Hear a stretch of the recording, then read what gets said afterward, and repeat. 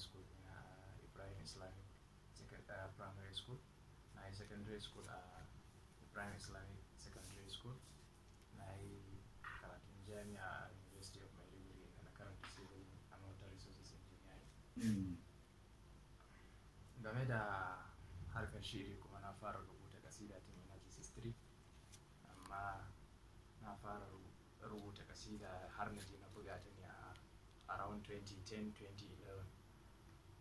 Shekara 23 da suka wuce ko kuma a ce 22 kenan. Na shekara 13 ko 12 kenan. A wannan lokaci ka fara ga harkar shi'iri. To da farko dai a matsayina na wanda ban san shi'iri ba, in zan fara ya zan yi. A harkar shi'iri farko dai tana buƙatar zuciya, shine mahallin da shi'iri yake fara fitowa. Kalmar shi'iri kalma ce ta larabci wanda take nufin ji amma ba na kunne ba, ji na jiki. So abinda ka ji, emotions kenan da turanci ko? Feelings. So abinda kake ji shine kake bayyanawa, shi yasa sai Laraba suka kira shi da shi'iri.